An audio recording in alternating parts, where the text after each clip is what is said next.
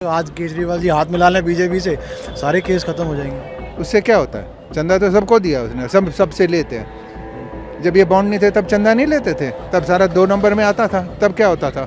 मेरा ये कहना है कि अगर बेल नहीं दे रहे हो तो अंदर, लोग कहते हैं बेल क्यों नहीं मिल रही, तो मैं कह रहा हूँ फिर अंदर क्यों नहीं करते। जब ये आया था हमने भी बहुत सुना था इसके बारे में, हमने भी वोट दी थी। ऐसे बेवकूफ़ बनाया इसने पूरी दुनिया, सब लोगों को। अच्छा, जो नेता भ्रष्ट हैं और सब बीजेपी में हैं, उनके ऊपर ईडी सीबीआई क्यों नहीं जा रही?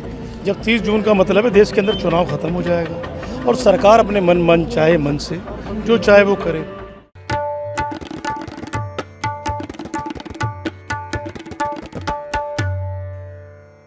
नमस्कार, द रेड माइक में आप सभी का स्वागत है। मैं हूं आपके साथ शान अस्कर। दिल्ली के मुख्यमंत्री अरविंद केजरीवाल को लेकर दिल्ली में अभी भी तकरार जारी है। आज मुख्यमंत्री अरविंद केजरीवाल की पेशी दिल्ली के राउज एवेन्यू कोर्ट में हुई। उन्होंने ईडी और भाजपा पर कई गंभीर आरोप लगाए। उन्होंने कहा कि ईडी जो है वो आम आदमी पार्टी को ख़त्म करना चाहती है। वहीं दूसरी ओर उन्होंने ये भी कहा कि जो उन पर आरोप लगा रहे शराब घोटाला का, वो शराब घोटाला तब हुआ जब जो एक कारोबारी है शरद चंद्र रेड्डी, उन्होंने गिरफ्तारी के बाद बीजेपी को 50 करोड़ का चंदा दिया। उन्होंने कई गंभीर आरोप लगाए। तो इस वक्त हम जनता के बीच है और जनता से जानेंगे कि जनता अरविंद केजरीवाल के बारे में क्या सोचती है, क्या जिस तरह से ईडी उनके ऊपर कार्रवाई कर रही है क्या वो सही है, या फिर जो अरविंद केजरीवाल आरोप लगा रही है कि ईडी आम आदमी पार्टी को ख़त्म करना चाहती है, उसको लेकर जनता क्या सोचती है। हम जनता के बीच चलेंगे और उनसे हम जानने की कोशिश करेंगे कि उनकी क्या राय है। आपका नाम क्या भाई? श्रेयस राय। कहाँ से है आप? मैं तो यूपी से, मतलब दिल्ली में पढ़ाई करता हूँ। अच्छा, आप दिल्ली में पढ़ाई करते हैं। श्रेयस, आपको पता होगा कि अरविंद केजरीवाल के साथ जो हो रहा है, उसको पहले ईडी गिरफ्तार करती है, उस पर आरोप लगा है कि उन्होंने तथाकथित शराब घोटाला किया है। आज फिर से उसको ईडी ने 3 दिन की रिमांड पे भेज दिया। इससे पहले 7 दिन के रिमांड पे ईडी अपने अंडर लिया था। आज अरविंद केजरीवाल कोर्ट में खुद दलील दी और उन्होंने कहा कि जो ईडी है वो आम आदमी पार्टी को ख़त्म करना चाहती है। आपको क्या लगता है? अब एक नॉर्मल आदमी के हिसाब से हम लोग तो मतलब इस पर बहुत वो नहीं कर सकते, लेकिन हाँ, अगर ऐसा है तो ये गलत है। लेकिन जो एजेंसियाँ होती हैं उनको मतलब एक छूट भी मिलनी चाहिए अपनी कार्रवाई करने की। तो ये हो सकता है कि पार्टियों का मुद्दा आपस का हो, कि 2 पार्टियों में आपस में हो, तो अगर ऐसा है तो ये गलत है, क्योंकि मतलब ईडी का इस्तेमाल आप किसी पार्टी को ख़त्म करने के लिए नहीं कर सकते। कुछ लोग ये भी कह रहे हैं कि अब जो जांच एजेंसियां उन पर आम जनता का भरोसा उठ रहा है। आपको क्या लगता है कि जो जांच एजेंसियां जो भी कर रही है वो सही कर रही है, या फिर वो फिर राजनीति इशारे पे काम कर रही है? देखिए, लोकतंत्र में जांच एजेंसियों का बहुत बड़ा रोल है, क्योंकि यही कुछ संस्थाएं होती हैं जिनकी वजह से लोकतंत्र जिंदा रहता है। तो ये सरकार की जिम्मेदारी होती है कि वो जांच एजेंसियों का इस्तेमाल सही कामों में करे, तभी उसमें जनता का विश्वास बना रहेगा। अगर गलत किया जा रहा है तो इससे फिर क्या होगा कि लोगों का विश्वास सरकार से, जांच एजेंसियों से धीरे धीरे वो ख़त्म हो जाता है। तो ये नहीं होना चाहिए अगर ऐसा हो रहा है तो। आपको क्या लगता है? आप जो युवा है, आप पढ़ाई कर रहे हैं, आपको क्या लगता है कि जांच एजेंसी का सदुपयोग हो रहा है या दुरुपयोग हो रहा है? नहीं, इतना तो हमको है कि कोई भी पार्टी सत्ता में रहती, चाहे वो कांग्रेस की थी इंदिरा गांधी के समय या अभी, वो अपने आप को सत्ता में बनाए रखने के लिए मिसयूज़ तो करती हैं। तो इसमें कोई दो राय नहीं कि ये भी सरकार मिसयूज कर रही है, बिल्कुल हो रहा है। तो आपको लग रहा है कि मिसयूज हो रहा है?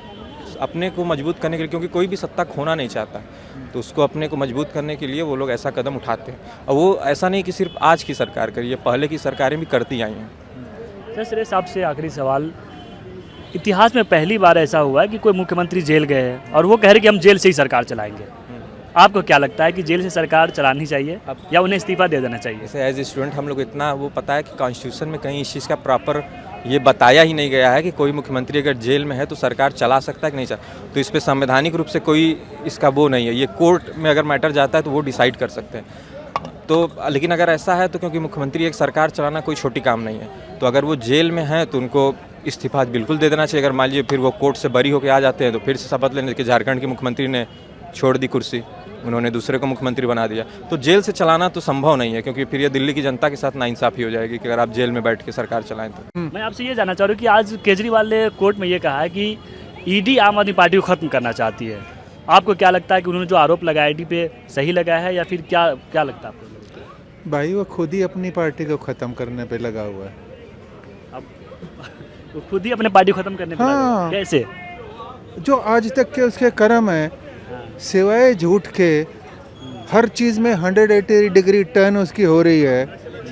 कौन भरोसा करेगा इस इंसान के ऊपर? जब भी आया था हमने भी बहुत सुना था इसके बारे में, हमने भी वोट दी थी। ऐसे बेवकूफ़ बनाया इसने पूरी दुनिया सब लोगों को। बहुत महागुरु चीज़ है। तो तो कह रहे हम कट्टर ईमानदार है, हमारे यहाँ मैं कोई भ्रष्टाचार नहीं हुआ है वो तो मैं भी कह दूंगा। जब 2000 करोड़ का घाटा हो गया सरकार को, क्यों दिया घाटा सरकार को? बता दीजिए मुझे, कोई जवाब है तो। हुआ ना घाटा सरकार को, क्यों दिया? वो तो कह रहे कि जो ईडी है वो राजनीतिक द्वेष के जरिए कार्रवाई कर रही है। असल घोटाला जब हुआ जब शरद चंद्र रेड्डी को गिरफ्तार किया गया, वो 50 करोड़ का चंदा बीजेपी को दे दिए। चंदा तो सबको दिया उसने, उसके बाद छोड़ दिया उन्होंने क्या उसको? उसके बाद भी ये कह रहे हैं कि नहीं हम तो इसको बंद करके रखेंगे, उसको बाहर जाना उसका बंद कर दिया। वो तो गवाह बन गए ना। गवाह बनने के बावजूद भी तो ईडी ने कहा है ना कि ये अभी भी इसको बाहर नहीं जाने दे सकते। उससे क्या होता है? चंदा तो सबको दिया उसने, सबसे लेते हैं। जब ये बॉन्ड नहीं थे तब चंदा नहीं लेते थे, तब सारा 2 नंबर में आता था। तब क्या होता था? पीएम रिलीफ तक फंड तक में चंदा आता था, जिसको सेक्शन 25 कंपनी बनाई हुई थी। हम लोगों को पता ही नहीं था, हम सोच रहे थे कि सरकार के पास जा रहा है पैसा, वहाँ से भी कांग्रेस को डोनेशन जाती थी। तो ये सारे ऐसे ही है। ये जो ईडी है वो आम आदमी पार्टी को खत्म करना चाहती है। आप इस पर क्या? हाँ बिल्कुल ठीक कह रहे हैं, ठीक कह रहे हैं। बिल्कुल ठीक कह रहे हैं। ईडी और सीबीआई का इस्तेमाल हो रहा है बीच। अच्छा, जो नेता भ्रष्ट हैं और सब बीजेपी में हैं, उनके ऊपर ईडी सीबीआई क्यों नहीं जा रही? जिनके ऊपर प्रधानमंत्री जी ने 2 दिन पहले बोला था कि 70,000 करोड़ घोटाला अजीत पवार, उसको अपने पार्टी में मिला के वो डिप्टी सीएम बना देते हैं। कहाँ गई उनकी जांच? उनके ऊपर ईडी सीबीआई कब जाएगी? और ऐसे पता नहीं कितने, कई 50-60 नेता ऐसे हैं जो भ्रष्टाचार में लिप्त हैं। हेमंत शर्मा है, नारायण राणे है। बदले की कार्रवाई हो रही है। बिल्कुल बदले की हो रही है ये, क्योंकि ये घबराए हुए हैं अब 2024 में, क्योंकि काम तो इन्होंने कुछ करा ही नहीं, ना बेरोजगारी पे, ना महंगाई पे। क्या क्या बोल के आए थे?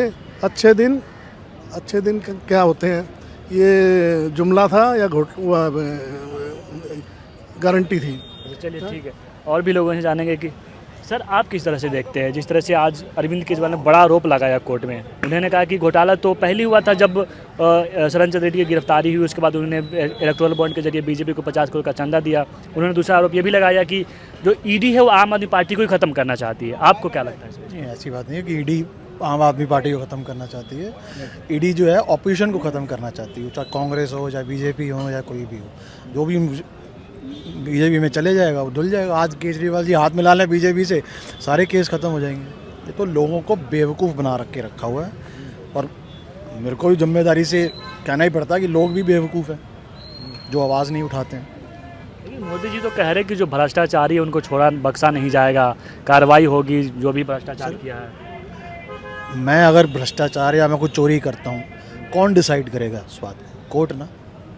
कि अगर जांच एजेंसी है वो भी। आप दोनों मेरे दुश्मन हो, अगर आप मेरे पे इल्ज़ाम लगा दो कि मैं चोर हूँ तो मैं चोर हो गया।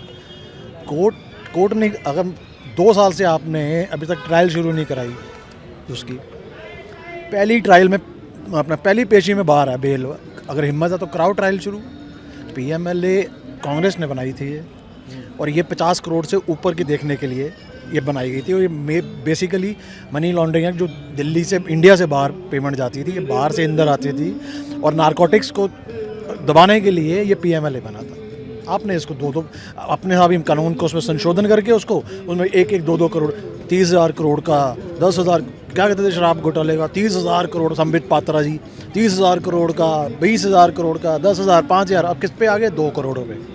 आज की डेट में जब आधार कार्ड हर बैंक से लिंक है, 2 करोड़ की ट्रांजैक्शन को ढूंढने में आपको कितना टाइम लगेगा? 2 साल कम होते हैं। आज 2 दिन में दे दिया ना एसबीआई ने हज़ारों करोड़ों रुपए का। 2 करोड़ का मनी ट्रेल ढूंढने के लिए तुम्हें 2 साल चाहिए। तो बेवकूफ़ बना के रखा हुआ, लोग समझ रहे हैं इस बात को। तो आपको लगता है कि इस पे राजनीति हो रहा है? अरविंद केजरीवाल निर्दोष है? बिल्कुल है निर्दोष। चलो मैं ये नहीं कह रहा कि निर्दोष है कि नहीं है, मेरा ये कहना है कि अगर बेल नहीं दे रहे हो तो अंदर, लोग कहते हैं बेल क्यों नहीं मिल रही, तो मैं कह रहा हूँ फिर अंदर क्यों नहीं करते? कुछ करो ना। 32 पोर्टफोलियो में दिल्ली के अंदर 6 से ऊपर मिनिस्टर नहीं बन सकते हो, 4 आपने अंदर किए हुए हैं। तो कौन चलाएगा देश दिल्ली को? तो आपके मैं कह रहे जेल से चलाएंगे सरकार। ये तो चलो एक कहने की बात है ना, पर एक आइडली सोचो कौन चलाएगा? 4 मिनिस्टर आपने अंदर किए हुए हैं, वो कोई चिंटू चुरन तो है नहीं। अब ट्रायल शुरू करो, वो देश से तो भाग नहीं सकते, पासपोर्ट जब्त कर लो उनके, काम तो करने दो उनको। सिर्फ बेवकूफ़ बना के 10 साल से बेवकूफ़ बना के रखा हुआ लोगों को, लोग भी बेवकूफ़ बनी जा रहे हैं, जिम्मेदारी के साथ कह रहा हूँ। अब वो ये EVM से बनाए बेवकूफ़ या लोगों को बेवकूफ़ बना तो रहे हैं। कह तो रहे कि हमने 10 साल बेमिसाल काम किया, आपकी बार 400 पार का नारा भी दे रहे हैं। सही बात है, बेमिसाल तो है ही है। जब 50,000 करोड़ का कर्जा 2014 में होता है, 2.5 लाख करोड़ का कर्जा हो जाता है, तो बेमिसाल तो है ही है।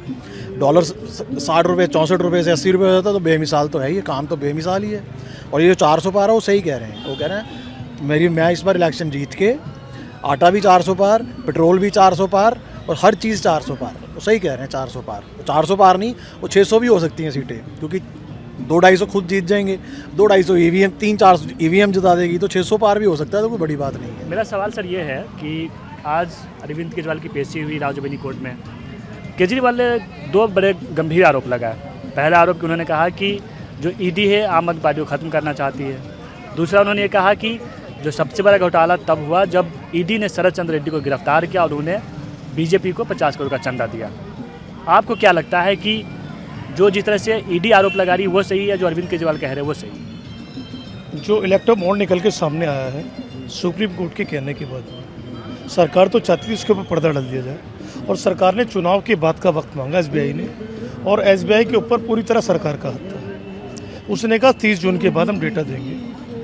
जब 30 जून का मतलब है देश के अंदर चुनाव ख़त्म हो जाएगा और सरकार अपने मन चाहे मन से जो चाहे वो करे, तो कहीं ना कहीं ED के ऊपर जो सवाल उठ रहे हैं बिल्कुल सही उठ रहे हैं कि किस तरीके से ED ने दुरुपयोग किया चंदा लेके।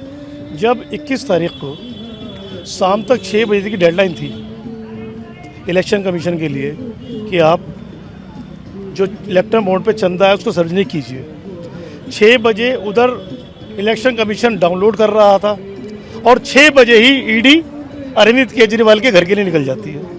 ये कौन सा संयोग है?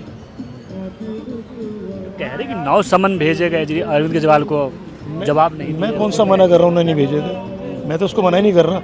मैंने कहा ये कौन सा संयोग था, 6 बजे ED घर से निकलती है और 6 बजे इलेक्टोरल बॉन्ड डाउनलोड हो रहे होते हैं इलेक्शन कमीशन की वेबसाइट पे, और उसमें निकल के आता है किस किस को कितना कितना मिला। उस पर चर्चा ना हो कि चर्चा दूसरी बातों पे हो, ED की गलत नीयत पे चर्चा ना हो। क्यों बार बार ED के डायरेक्टर का बार बार एक्सटेंशन होता रहा, 3 बार क्यों हुआ? उसी का नहीं लगता, आपको नहीं लग रहा क्या? नहीं, मैं ये जानना चाह रहा हूँ कि जो जांच एजेंसी है उस पर से आम जनता का भरोसा उठ जाएगा क्या? मेरी बात सुनिए, आपको नहीं लग रहा क्या? आपको नहीं लग रहा क्या? आपने नहीं पढ़ा? आप तय करें। मैं नहीं तय करूँ, आप भी करेंगे, आपकी जिम्मेदारी खत्म हो गई क्या? आप चौथा स्तंभ किस लिए हैं? सिर्फ जनता से पूछने, बस से पूछने के लिए, या अपने जमीन से कुछ नहीं पूछेंगे? आपकी बात सर जनता ने मेरी नहीं, अपनी बात भी तो पूछेंगे ना, कि अपना सवाल भी वो रखिए कि इलेक्टोरल बॉन्ड सही है गलत है।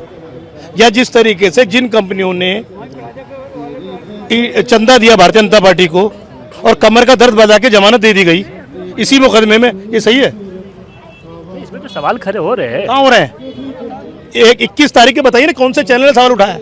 आप बताइए, एक चैनल का नाम तो लीजिए। आप आपने द रेड मार्क नहीं देखा, इसका मतलब? आप चैनल बताइए ना। अरे आपने द रेड मार्क नहीं देखा? आप छोटी छोटी चीज देखिए, जो इतना बड़ा चीज है ना, जो इतनी बड़ी चीजों से मत देखिए। जो हिंदुस्तान का चौथा स्तंभ है तो भूल जाइए आप, उसकी नैतिकता मर चुकी है।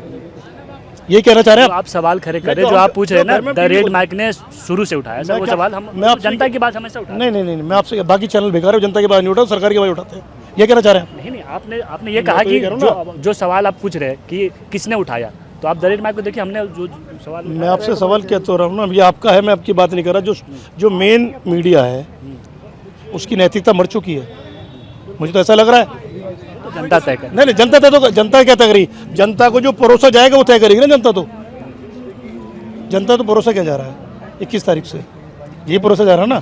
दिखाया आपने इलेक्टोरल बॉन्ड किसको मिला? नहीं मिला ना। 21 तारीख से एक ही खबर है, हिंदुस्तान में चुनाव चल रहा है, खबर सिर्फ एक है कि सब भ्रष्ट है, ये भ्रष्ट है, वो भ्रष्ट है। इससे बाहर निकलिए, देश की आवाज़ होनी चाहिए। जो मेन मुद्दे ज़मीनी हकीकत है वो होना चाहिए। किस किस तरह से एक्सटेंशन मिलता है, किन किन लोगों को मिलता है, इससे एक बात साबित होती है, चंदा दिलवाइए और धंधा कीजिए, चंदा दीजिए, बेल लीजिए, कोई भी आपका विरोध नहीं करेगा, आपको फटाफट मिल जाए। अगर आप चंदा नहीं देंगे, आप इस मुल्क में भारतीय जनता पार्टी के रहते हुए सेफ नहीं है। या तो आप एक काम कीजिए, गले में भारतीय जनता पार्टी का पट्टा डाल लीजिए, उस पट्टे के बाद में दरवाजे बैठ जाएंगे, कोई आएगा नहीं। चलिए ठीक है। तो अभी आपने जनता जनार्दन को सुना, हम जनता के बीच पहुंचे और जनता से ही जानने की कोशिश करी कि जनता अरविंद केजरीवाल जिस तरह से आरोप लगा रहे हैं कि जो ईडी है वो आम आदमी पार्टी को ख़त्म करना चाहते हैं। उन्होंने कहा कि जो असल घोटाला तब हुआ जब ईडी ने शरण चंद्र रेड्डी को गिरफ्तार किया। तो आप क्या सोचते हैं इस वीडियो के बारे में? आपको क्या लगता है कि जिस तरह से अरविंद केजरीवाल आरोप लगा रहे हैं उस पर आपकी क्या राय है? अपनी राय आप कमेंट बॉक्स में ज़रूर रखिएगा। कैमरा सहयोगी आर्यन मौर्य के साथ दिल्ली से द रेड माइक के लिए सयान अस्कर।